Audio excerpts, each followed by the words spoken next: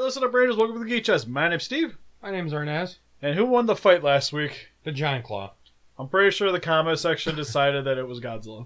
The comment section is just biased because everyone likes Godzilla. And that's not what we are, Steve. We're not picking sides. We're doing this by facts. Well, by the facts, I've come to decide that I actually think Godzilla would win. You can't. I think he could. No. Like, there's no way. Anything the freaking Giant Claw touches, it just instantly disintegrates and disappears. Well, it should anyways. And the only way to bring down the shield is by some weird radar dish throwing out some waves and some Kamehameha waves and... Oh, wait. Hear me out. Hear me out. Because anytime you ever see the Giant Claw attack anything in the movie, or just flying around in general for reasons, you never actually see anything, like, disintegrate when it comes into contact with it. Like the planes, it always, like, gouges parts of the planes out, or when it's randomly hit, like, there's explosion. Like, no disintegration. Like it should with antimatter. Same with, like, what's flying to go try to eat people. They don't disintegrate. When it crashes into that random building for reasons, it didn't disintegrate either, like it should. And I think this is Godzilla's window of opportunity to attack. Okay. Now, I know what you're saying, but here's more common sense. It has to do that when it eats people. What's it going to eat? Disintegrated air? So it drops a shield when it wants to destroy the plane to eat the people in a plane. Yeah, but it still has to attack the... It still attacks the plane. Yeah, but if it attacks it with the shield will instantly destroy the plane and everything. So it has to bring down its own shield, which is understandable. When it's fighting Godzilla, it's not going to eat Godzilla. It's going to kill Godzilla. So it'll just fly through him. You don't know. It could maybe want him. Godzilla is a big, meaty target. Yeah, that's why it's not going to eat it. It's not going to eat something it can't swallow. But we never see it not do anything in the film like that, though. Like, nothing. Like it says it's a shield, but outside of radar and missiles hitting it, nothing else. Even the okay. So why would it just attack the planes? Why would it attack planes to get to the food, to people to eat them? But how does it know there's food in there? It's something that's attacking it, so it goes in and it just destroys the plane. It doesn't just fly into it; it destroys the plane. And then it's just like, ooh, look, neat little treat that came out of this thing that was trying to kill me. Exactly, it's smart, so it's showing that it's smart. I don't think it's that smart because for some odd reason, like, how come with this antimatter shield that it has, they were still able to take out the eggs in the nest. Technically, it would have destroyed guns. Technically, it would have destroyed its own egg too. If it it would have destroyed the egg. Exactly. But see, it just shows that it's smart, and when it knows when it needs to take down a shield and when to keep it on. When it's fighting Godzilla, it's not going to take it off. Oh, hey, look, I'm going to take it down. Let's run to this wall. No. It's going to keep it on, and it's going to kill anybody it just touches instantly. I'm pretty sure. I'm pretty sure like the atomic breath isn't going to have an effect on it. But then, like, if it goes into attack, there's the radiation Godzilla's putting off. It could die over years. It could cancer. This thing came from space. I'm pretty sure it's full of radiation. Space cancer. You don't know. It's full of radiation. I'm sure of it. Well, that's why it has the antimatter shield. Exactly. If it can survive space and radiation up there, pretty sure it can destroy Godzilla. Just because you guys are biased towards Godzilla, that does not mean it makes you guys right. I'm just going by what I saw in the film. I'm letting you know, you guys lost. In the film, I think Godzilla could win. No. Especially Final Wars Godzilla, because he's OP. No, I'm pretty sure the picture you put in there is a Godzilla with a fire extinguisher breath. What is he gonna put it out of its misery with a fire extinguisher? Hey, don't just show a Godzilla. That Godzilla gets powers just because. He gets the Force. The Force in a movie. Actually, yes, I think Showa Godzilla could defeat it. It has the power of magnetism. It can dropkick with its tail, not even supporting its weight. He breaks the laws of physics. But antimatter's a part of physics. But Giant Claw won, people. Don't let Steve fool you into it. But the next monster, it can survive anybody except one guy, because one guy has the ability to beat it, Steve.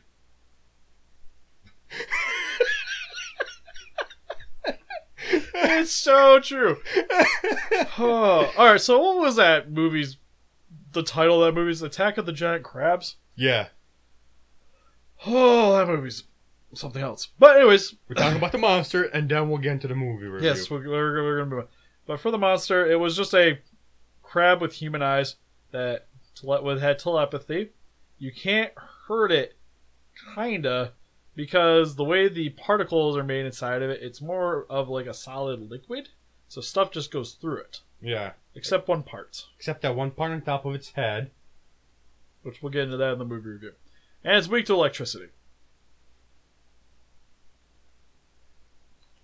But then again, it could try to assimilate Gabara before it could get it off. With that amazing speed it has. And like the clicking, like, sounds like wood on a picket fence sound. Even the guy in the movie says, "It's okay, you guys, we'll hear it way before it gets close to us. We'll just outrun it, it's fine. It has to blow up the island so it can catch people." But anyways. But it does have that, whoever it eats, it absorbs and gains their knowledge, so that's something, you know?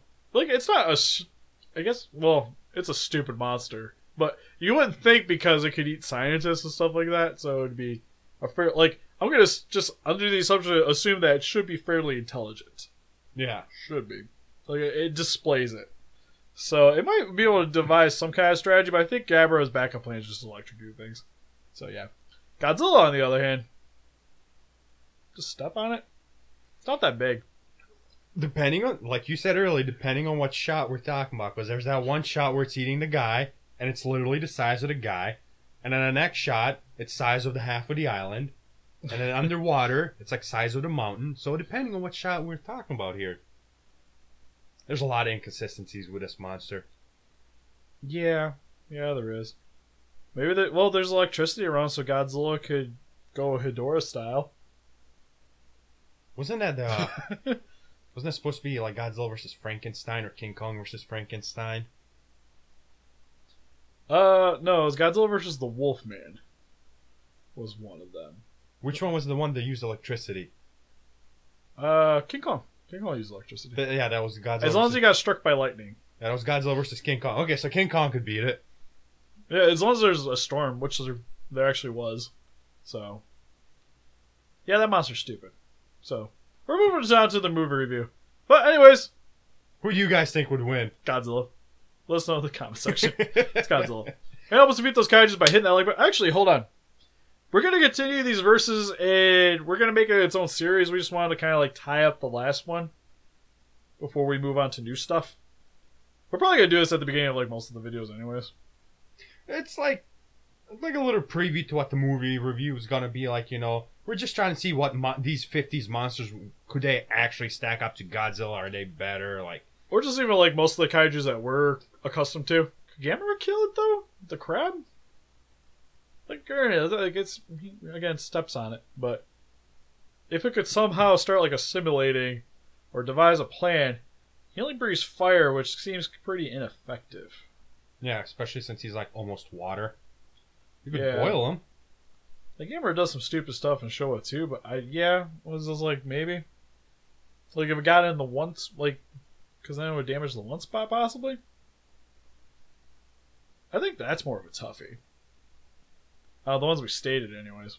It's okay, the thumbnail will be Gabara versus him. Alright, so yeah, we're gonna probably keep doing these previews, but we will do versus as its own thing. Yeah. Because we want to start like by combining. We gotta figure out who's gonna be in the brackets. So we gotta start there. You guys got any ideas? Let us know, you know. Yeah, right now we're thinking about doing some of the Godzilla, so let us know what Godzillas you guys think we should do. And I want to pick 8, and primarily I want like Godzillas that had memorable scenes in the movie. Like crazy stuff had to happen.